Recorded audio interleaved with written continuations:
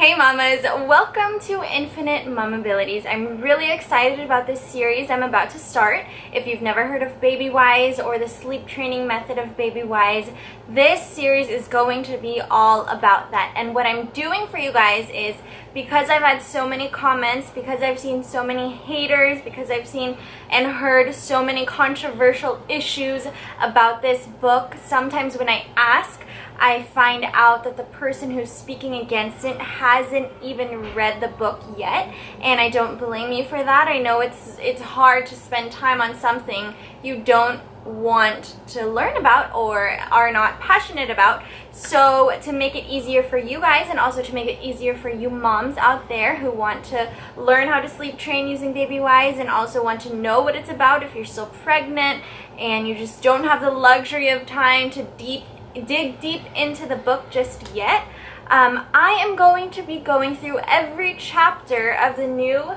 revised edition of On Becoming Babywise right here. And I'm not gonna, obviously it's always better to buy the actual copy of the book because I can't explain all of these things as well as the book can. I'm just going to give you a summary of each one just to give you a gist of what it is. But if you do want to buy the book, I will leave the links down below. If you live in the US, you can order from Amazon or Target. No, Walmart and Target, if I'm not mistaken. I'll leave the links down below. And also, if you live in the Philippines like me, you can order directly from me. I get these books supplied from the publishers themselves in Oregon. So yes, let's move on. Alright, so if this is your very first time ever hearing Babywise, or that there even is sleep training methods out there, this is the #1 best-selling book worldwide on infant sleep and on sleep training. Basically, it's a method of sleep training that gives the babies, our babies, the gift of nighttime sleep. And with that, with sleep training our babies, it makes for happier babies, and in turn it makes for happier parents, which gives us as parents the ability to serve our children with our best foot forward. If you're already a parent, you know how hard it is to give our children the best when we're exhausted or when our mood isn't in the right place. So this helps benefit both sides, and I've used it with all 3 of my children. I've experienced no sleep training and sleep training, and since I started sleep training, I never turned back. So that's what Babywise is. Before I go into the chapter, I will tell you about the authors of this book. The authors of this book are Robert Bucknam, he is an MD, and Gary Ezzo, who is an MA. Am I saying that right? Is or has? Okay, anyway, so Robert Bucknam is the founder and director of Cornerstone Pediatrics in Louisville, Colorado. And he has 4 sons. He's served thousands of parents in Colorado for the last 28 years with a targeted interest in preterm and high-risk newborns. And Dr. Bucknam's opinions are highly respected within the pediatric community in his area, and his practice has expanded into multiple hospitals where he has worked closely with 37 licensed pediatricians. Dr. Bucknam's development of parent-directed feeding has been utilized by 6 million parents worldwide. The second author, Gary Ezzo, serves as the executive director of Growing Families International. He and his wife, Anne-Marie, have spoken to millions of mothers and fathers, educators, medical clinicians through their best-selling books and weekend seminars. Their parenting concepts are now in 25 languages, and the Ezzos have 2 daughters, 9 grandchildren, and they reside in South Carolina. So those are the people who put this book together. And we're going to get into chapter 1. The title of chapter 1 is Right Beginnings. Basically, it's all about starting and bringing in baby with the right beginnings. It's about bringing up baby in a secure and loving environment, and it talks about being able to do that with the strength of a marriage. This chapter actually talks nothing about the scheduled feedings and parent-directed feedings and the strictness of having to do these things. It is entirely dedicated to the importance of bringing up baby in the right environment. A part of it is dedicated to marriage. Now, before I go further, there is also part of it that speaks to single parents and commends you single parents for doing this alone, and I also do the same.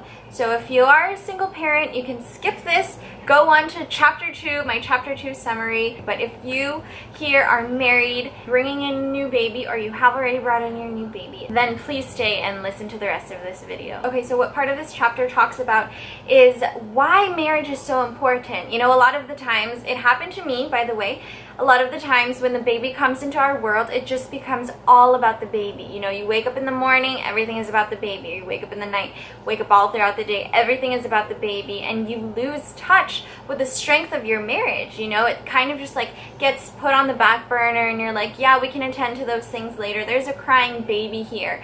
But it's really important to stay strong in your marriage, because without a strong marriage, we can't build a strong environment and a secure environment for our babies to grow up in. I know for some it sounds selfish. I've read a bunch of articles that say, you know, you're supposed to do that. We're meant to do that as mothers. We're meant to sacrifice. We're meant to not really suffer, but it's not supposed to be easy. And I totally agree. It's all about sacrifice. There's a whole lot of that.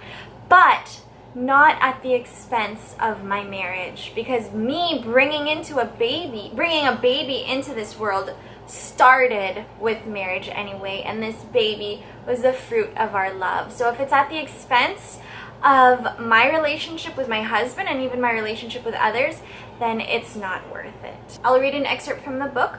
On page 28, it says, children need to see an ongoing love relationship that includes mom and dad enjoying each other as friends and not just parents. They also need to see their parents talking, laughing, working together, and resolving conflicts with a mutual respect for each other. We cannot overemphasize this point. The more parents demonstrate love for each other, the more they saturate their child's senses with the confidence of a loving, safe, and secure world. That marriage relationship provides children with a layer of love and security that can't be achieved through the direct parent-child relationship, even during the baby years.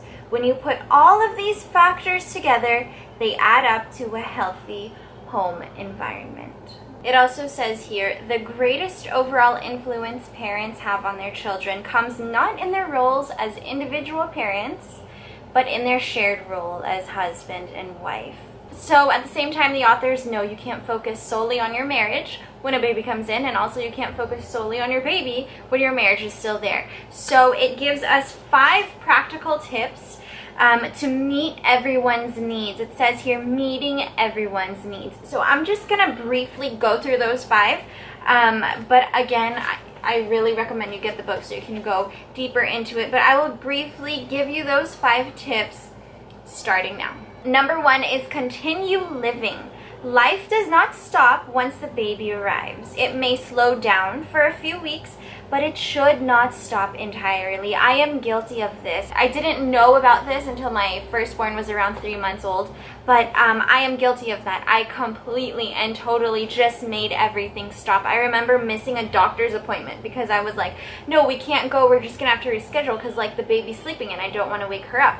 And it was awful. It was horrible. It affected a lot of ways that my life was moving. It completely turned everything around.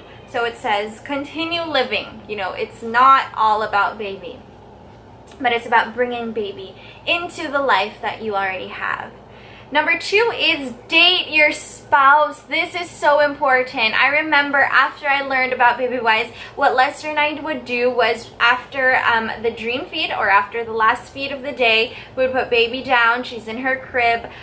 We were all in one room at that time, and we would watch a movie on the laptop using earphones so that we wouldn't wake up, you know, the baby because we were all sharing one room.